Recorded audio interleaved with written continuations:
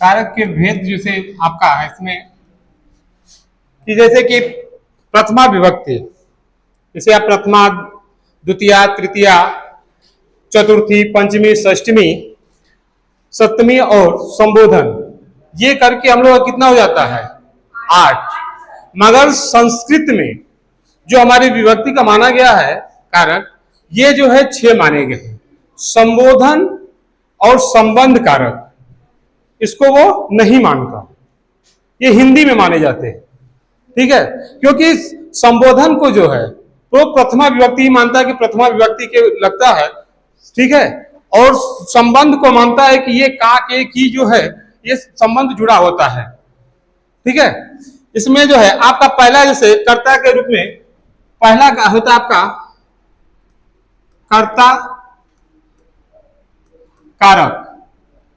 ये जो होता है क्या कर्ता कारक में आपको बताया गया है प्रथमा विभक्ति,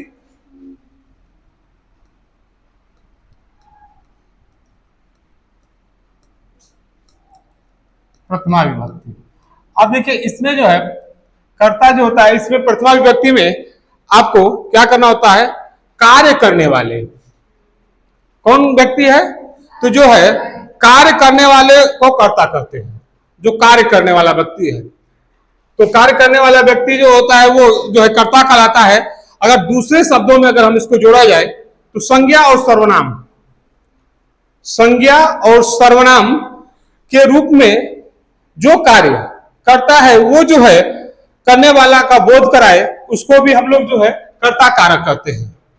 ठीक है, जैसे आप लोग अगर देख लें कि बालक जाता है, बालक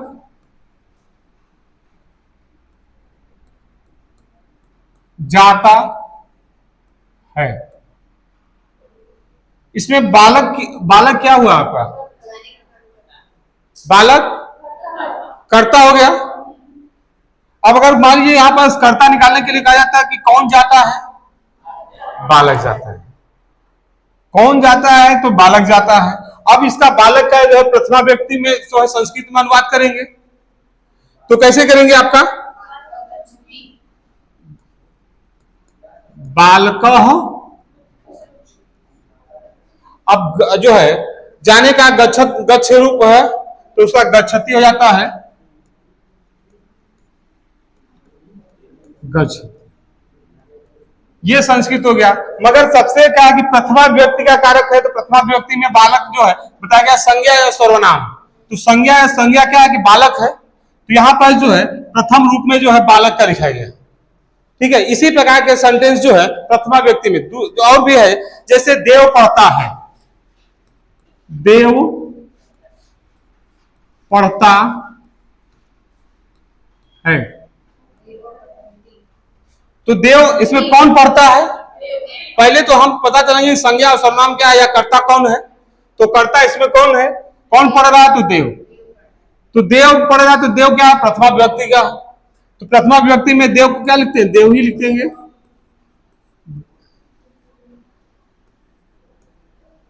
देवः पठति, देव। तो ये बस हमें इस बात का प्रथमा विभक्ति में सिर्फ हमें क्या है कि कर्ता को पहचान कर ही उसके व्यक्ति चलकर जो है प्रथमा विभक्ति है। तो उसी प्रकार से लकार में जो हमारे लकार होते हैं उसका भी ध्यान देना पड़ता है। ठीक है, वो दोनों साथ में चलते हैं। तो इस प्रकार के सेंटेंस अगर आपको आ जाते हैं तो आप पहले पहचान लेंगे कि इसमें कर्ता कौन सा है, वो प्रथमा विभक्ति मान लिया जाता है। और भी है, जैसे गीता हंसती है, गीता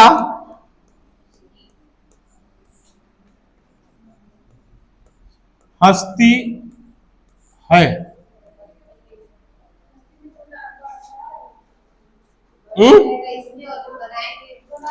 कहां गलती है, आती है, मान लीजिए गलती है। गीता हंसती है, चंद्रबिंदी जरूरी नहीं है, कभी कभी हंसती हो जाता है, नहीं जरूरी नहीं रहता है। अब इसका क्या हो जाएगा, गीता कौन हंसता है या कौन हंसती है, तो गीता। तो यहाँ पर सिर्फ हमें क्या है, प्रथमा व्यक्ति के लिए जो है संज्ञा सर्वनाम को पहचान कर निकाले तो वो हमारा ये, तो यही इसका रूप इसका है कि कार्य करने वाला जो है कर्ता का। तो अब यहां पर लिख देंगे गीता,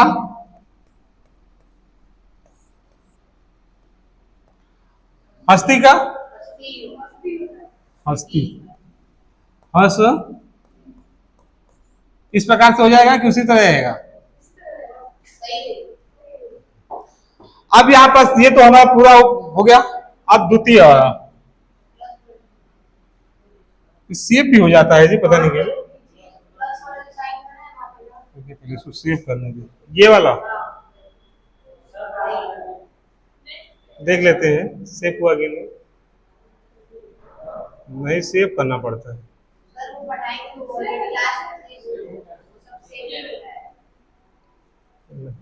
सेव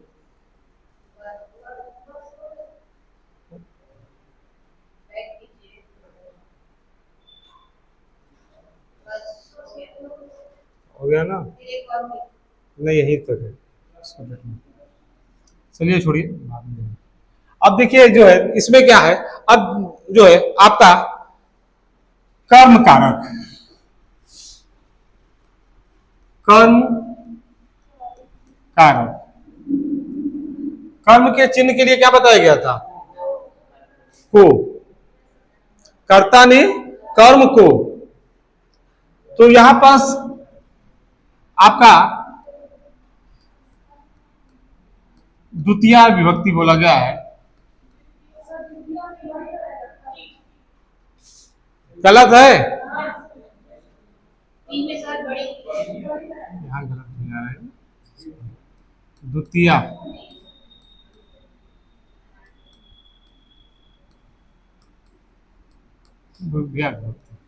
अब इसका क्या पहचान है, इसके क्या मतलब नियम है आगे, को तो वह तो पहचान के लिए ना को बताया गया है, कैसे उसका ये क्या है, कर्म में द्वितीय व्यक्ति जिसको क्या है, कर्ता चाहता है, कर्ता जिसको चाहता है जो है उसको जो है हम लोग कर्म कहते हैं। हाँ, किसको चाहता है, क्या करना चाहता है, जैसे कि अभी हम लोग उसे पढ़ रहे थे, जैसे कि देव पढ़ता है, उसमें लिखा गया था ना, जैसे कि देव पुस्तक पढ़ता है।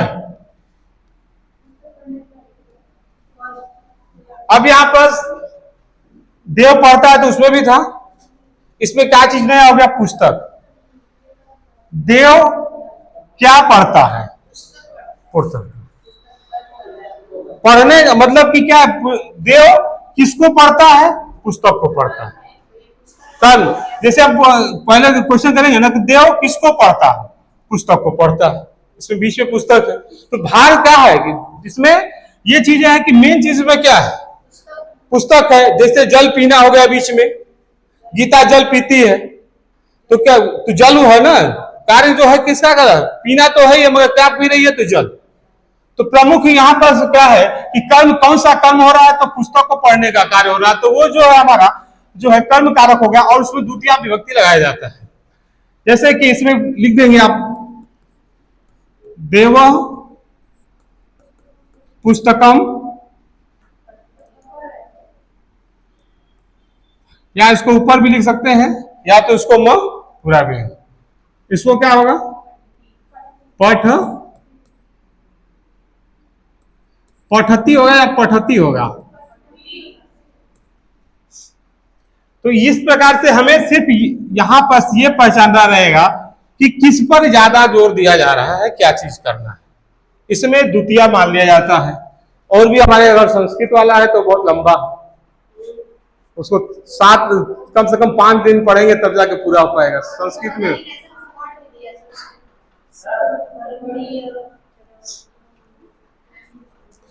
आप देखिए इसमें लिखा है कि राम विद्यालय जाता है, राम विद्यालय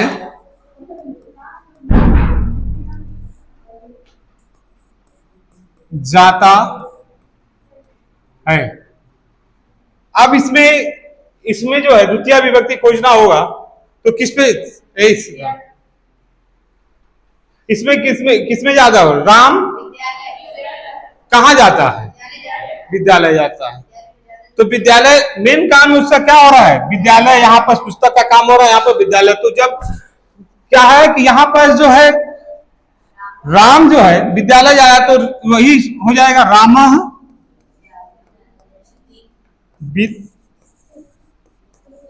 विद्यालय।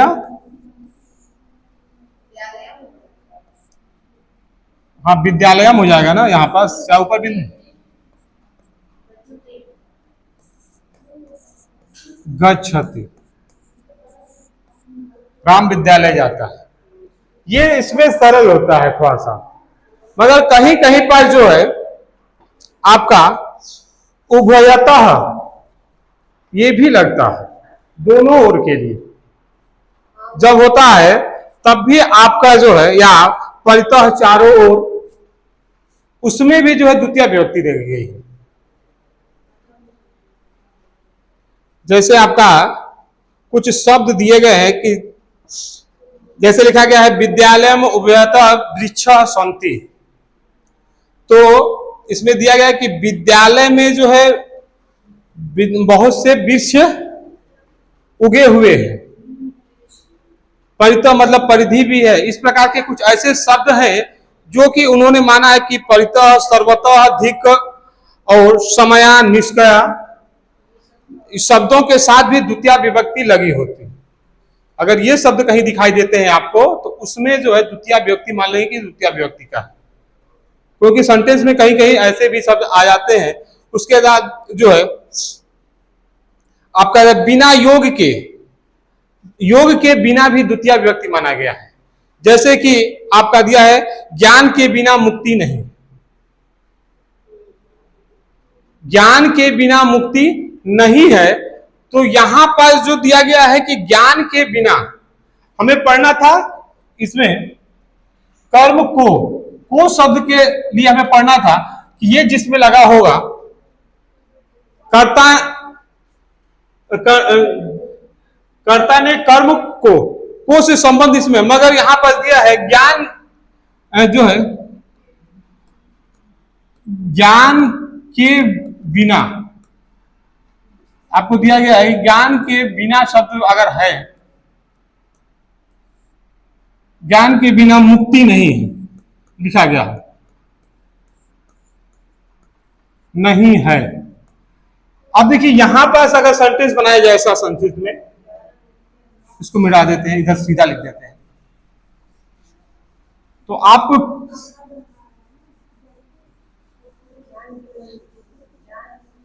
इसको मिटा के यहां पर लिख देते हैं सीधा,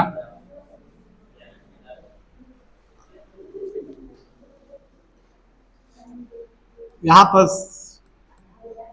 ज्ञान के बिना मुक्ति नहीं है। अब देखिए यहां पर जो है आपका, वहां पर था कि कर्ता, ठीक है, कर्ता जिसपे जो है चाहता है, तो वहां पर जो है यहां पर क्या जा रहा है, ज्ञान के बिना मुक्ति नहीं है। तो यहां पर कौन सा शब्द आ जा रहा है, ये जो है शब्द ज्ञान मुक्ति नहीं है, ये तो होगा नहीं। तो यहां पर ये शब्द जो आ रहे हैं ये भी द्वितीय विभक्ति के अंतर्गत माने जाते हैं इसमें, कि ज्ञान के बिना जब तक ज्ञान नहीं है हम तो कैसे मुक्ति पाएंगे। तो इससे भी कुछ शब्द जो है उससे जुड़े होते हैं, जिसे कि अब इसका क्या हो जाएगा, ज्ञान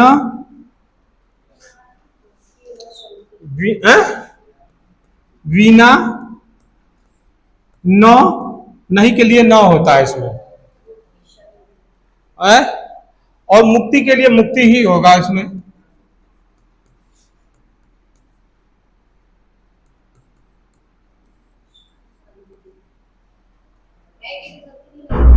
नहीं, यहां पर संधि नहीं होगा, विसर्ग हो जाएगा आपका, यहां पर उसका विसर्ग हो जाएगा। इसी तरह से जो है आपके जो है जैसे कि आपका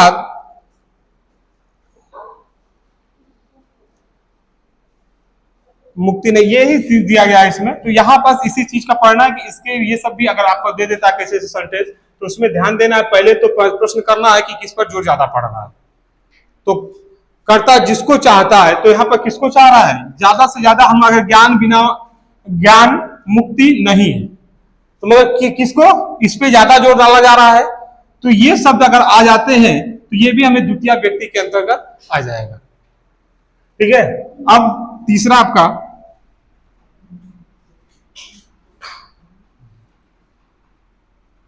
तीसरा वाला है आपका करण। करण कारक में जो है इसका जो है आपका तृतीय विभक्ति मान लो, इसमें किसे शेष शब्द आना चाहिए। ठीक है, तो क्रिया के साधन को इसमें लिखा गया है, जैसे आपको क्रिया के साधन को करण कहते हैं, क्रिया के साधन। ठीक है, तो क्रिया के साधन को करण कहते हैं, और करण में तृतीय व्यक्ति होती है। जैसे आपका है राम, जैसे राम कलम से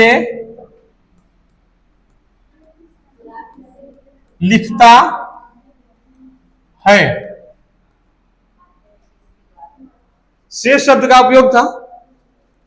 और क्या कहा जा रहा है कि साधन जो है क्रिया के साधन को, तो साधन हमारा क्या है, यहां पर क्या है, राम लिखता है, किससे लिखता है, कलम। तो लिखने का कार्य कोई ना कोई साधन है, जो कि हमारा पेन है, इससे कार्य हो रहा है। तो साधन वो मानना है तो जिससे वो कार्य हो रहा है, जिसके बिना वो कार्य नहीं हो सकता है। ठीक है, तो कार्य करने वाले को ही हम लोग जो है करण कार्य माना गया, जिसमें तृतीय विभक्ति होती है, जिसमें कलम से, हाथ से, ठीक है, या किसी चीज से कार्य हो रहा है, तो उस चीज को साधन मान लिया गया है। तो वहां पर जो है करण कारण या तृतीय व्यक्ति माना गया है। अब यहां पर इसका सेंटेंस संस्कृत में सेंटेंस बताइए। राम कल मेन लिखती, क्या होगा, लिखती, इस प्रकार हो गया। तो कलमेन क्या है, आप ऐसे भी देख लीजिए, अगर रूप में आपका रूप अगर याद होगा तो आपका बालका बालको बालका इस प्रकार से चलता है। उसी प्रकार से बालकम बालको बालकान, तृतीय विभक्ति में आपका बालकेन होता है प्रथमा विभक्ति का। तो यहां पर बालक के जगह कलमेन हो गया। ठीक है, हाँ हाँ, तो ये कलमेन की जगह अलग हो जाएगा ना, द्वितीय भी। अब यहाँ एक वचन का चल रहा है, ये एक वचन में बहुवचन और जो है आपका जो द्वितीय वचन बहुवचन में अंतर ना हो जाएगा, द्विवचन का लिखेंगे, तृतीय रहेगा, बहुवचन रहेगा तो बहुवचन का लगेगा। तो यहाँ पर आगे का सेंटेंस आपका बदल ना जाएगा, यहाँ पर हो जाएगा कि दो राम या वे लोग हैं, दो लोग ऐसे नहीं होंगे, जैसे कि वे दोनों, ठीक है, वे दोनों कलम से लिखते हैं। ठीक है, वे दोनों हो जाएंगे तब, वे दोनों कलम से लिखते हैं। ठीक है, तब वहां पर जो है आपका कलमेन के जगह पर जो है आपका हो जाएगा कलाभ्याम। ठीक है, वे दोनों हो जाएगा, यहां राम नहीं आएगा, वे दोनों आ जाएगा, वे दोनों कलम से लिखते हैं। ऐसे सेंटेंस जब आएंगे तब आपका परिवर्तन हो जाएगा वहां पर। और अगर वही आपका जो है बहुवचन में जब आ जाएगा तो वे सब कलम से लिखते हैं, तो बहुवचन वाला भाग लगा देंगे हम वहां पास। ये चीजें इसमें एक वचन का चल रहा है प्रथमा में, ठीक है। अब इसी प्रकार से आपका दूसरा है, जैसे कि सीता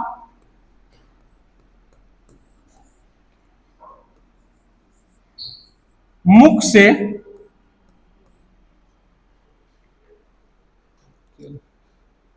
पुस्तक पढ़ती है, पुस्तक पढ़ती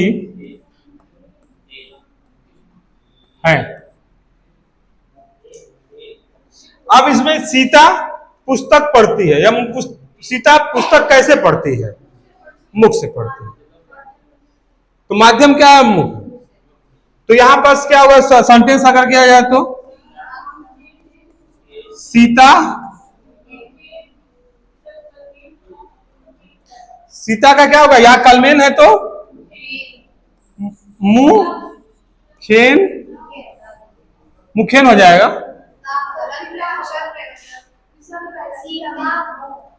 सीता ये है, सीता उसमें संस्कृत में तो हाँ, सीता मुखेन पुस्तकम,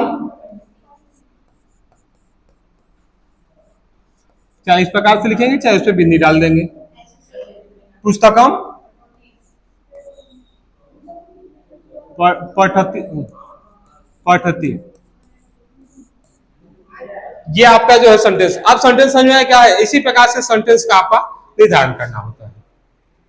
मतलब यहां पर आप ये कभी कभी देखेंगे, अभी आपको अगर इसका विस्तृत रूप पढ़ना चाहेंगे तो ऑफलाइन करके पढ़ाना पड़ेगा, तो बहुत लंबा है।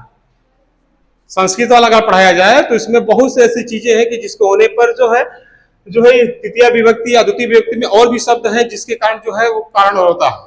जहां पर से शब्द नहीं समझ में आया, दूसरा संदेश होगा फिर भी वो इसमें समाहित होता है। इसके बाद आपका नहीं, इसमें और भी चीजें हैं, कुछ पढ़ लेते हैं, कुछ चीजों को जान जाए, क्योंकि ये तो सीधा सीधा है ना। ये हो गया, जैसे कि आपके शरीर के कुछ अंग हैं, अगर वो जो है विकृत है, उसमें भी जो है आपका तृतीया विभक्ति का, ठीक है। जैसे आपका दिया है वह कान से बहरा है, वह कान से बहरा है,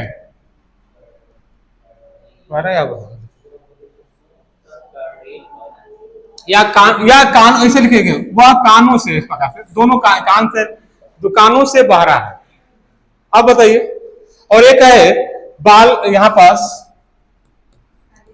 बालक, और क्या लिखा?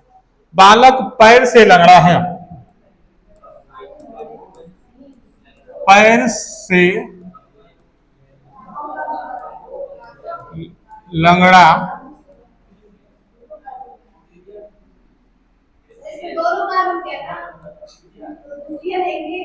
अब देखिए द्वितीय लेंगे कि तृतीया लेंगे आप?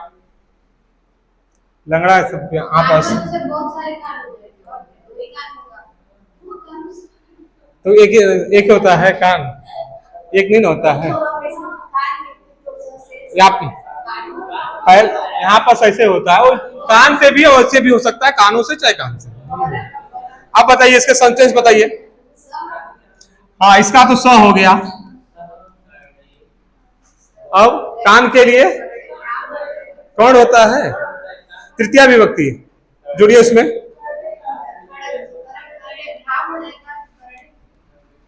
कर्णाभ्याम हो जाएगा।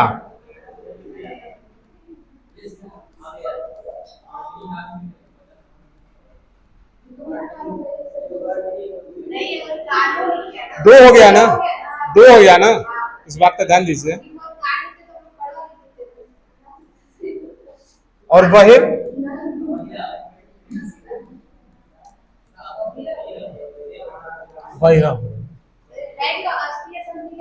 नहीं नहीं नहीं, विसर्ग लग गया ना, उसमें लगाएंगे ना। जब आप लकार पढ़ेंगे, अरे वो आप, हाँ लकार में लगेगा, इसमें नहीं होगा।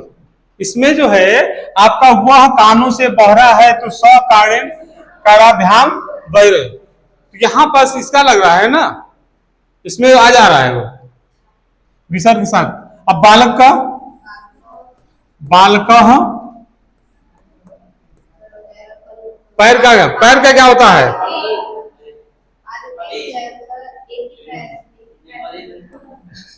नहीं, दोनों पैर तो लग रहा होता है ना। पैर क्या, देखिए बात यहाँ पर देखिए साइंस का बात है।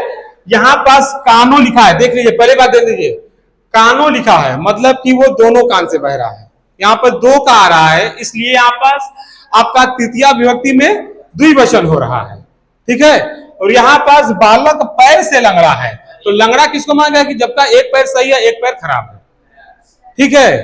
तो यहां पास क्या है कि एक वचन हो रहा है, ठीक है, इसलिए यहां पास पदेन हो जा रहा है आपका पदे क्या होगा? खंज होता है, खंज, बालका पदेन खंज। बस यही दोनों को आपको समझाना था। यहाँ पर देखिए दो का दिया है, यहाँ पर एक का शेष दिया है। इस बात को अगर ध्यान दे देंगे तो यहाँ पास काराधाम होने का कारण क्या है? तो द्वितीय वचन में हो गया, यहाँ पास एक है तो एक वचन में, ठीक है। अगर ये ज्यादा होता तो हमें बहुवचन का लिखना होता। इस बात को ध्यान देकर हमें संस्कृत में थोड़ा सा ध्यान देना होता है। और भी चीजें हैं, जैसे आपका दिया है कि अलम शब्द के योग में भी तृतीया विभक्ति होता है। आलम शब्द, आलम मतलब कि जैसे कि किसी चीज पर हम जोड़ देते हैं, ठीक है, उसको आलम बोला गया है। अतः सहारा देते हैं ना यार, कहते हैं। तो जैसे कि आपका है शोर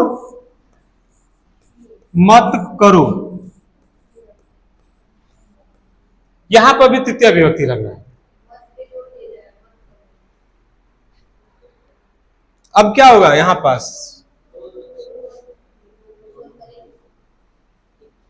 सुर, तो सुर के लिए क्या होगा? तो यहां पर सुर के लिए देखिए, वहां पर सुर के लिए क्या लिखा गया है? अलम लिखा गया है। अलम शब्द देखिए, अलम शब्द लिखा गया है।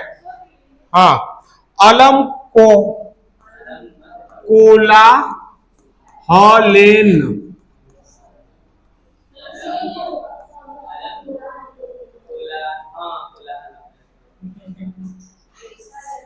तो यहां पास भी जब देखिए इन शब्द का यहां पास जो है अलम शब्द जो आ रहा है, इसमें भी जो है आपको तृतीया विभक्ति के लिए उपयोग किया गया है। दुख में भी आपका तृतीया विभक्ति दिया गया है। दुख में इसको मिटा दे, चलिए एक दिन ऑफलाइन करके हम आपको लिखवा देते हैं पूरा नोट्स, पूरा नोट्स ही लिखवा देते हैं।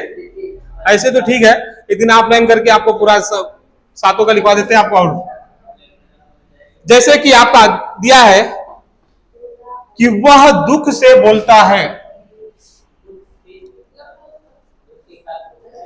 वो लिखा है वह दुख से बोलता है।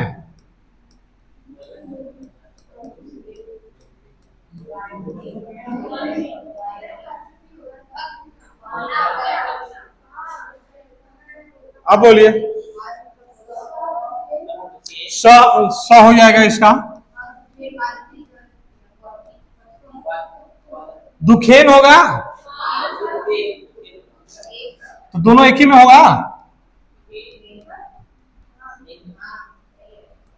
दुखेन, क्योंकि से शब्द इसमें जुड़ जाएगा। और क्या होता है? वाह,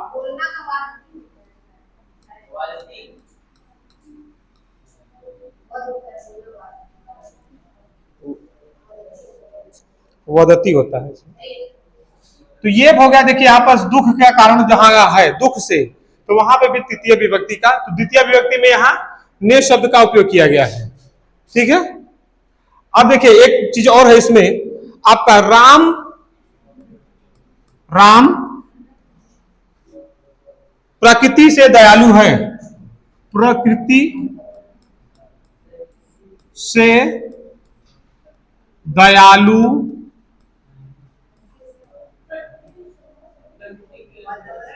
हाँ से शब्द तो इसमें भी है।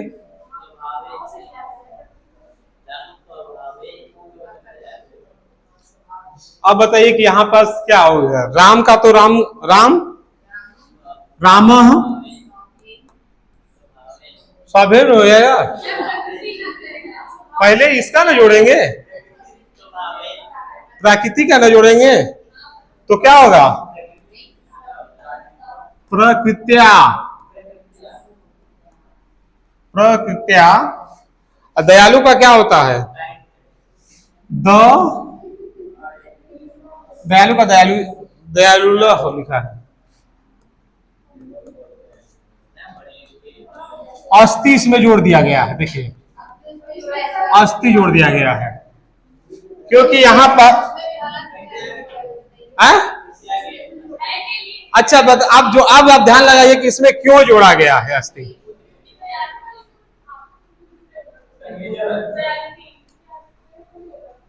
ये सुनिए पहले आप देखिए अस्थि जोड़ने का कारण क्या है, यहां ये क्या है, प्राकृतिक, कौन से लिंग में है, पुरुष स्त्रीलिंग या नपुंसक लिंग में,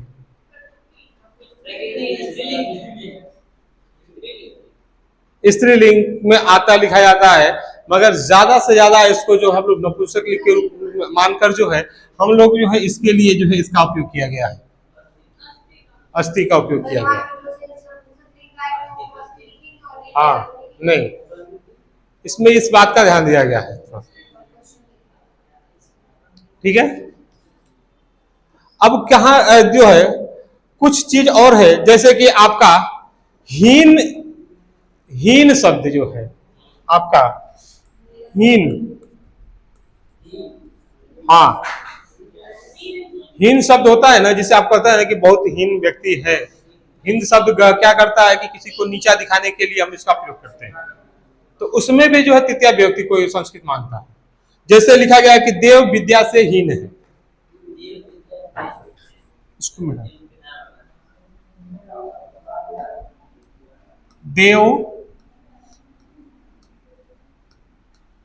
विद्या, छोड़ दे रहे हैं, बस छोड़ दे रहे हैं, इसलिए तीसरा को पूरा करना छोड़ दे रहे हैं तो।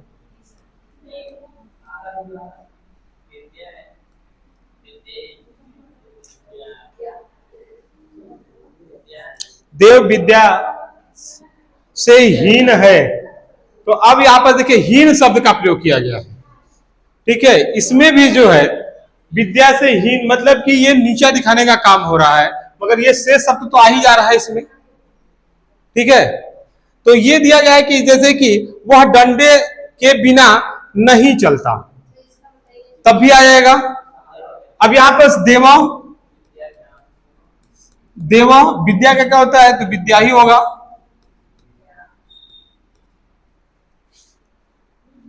विद्या होगा कि विद्या होगा, या क्यों जुड़ा है,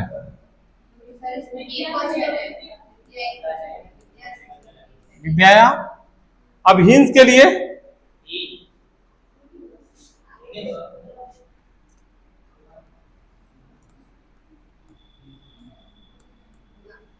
अब क्या बच गया,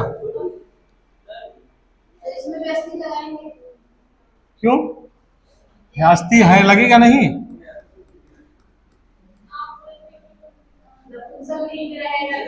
विद्या से हीन है, हीन शब्द दिखाया जाना तो इसमें अस्थि लगा दिया उन्होंने, देखिए लगाया है अस्थि, विद्या हीना हीना हो, विद्या क्या है तुम्हारा, तो क्या है तुम्हारा, किताब क्या है, तब चलिए ठीक है, अब छोड़ दो।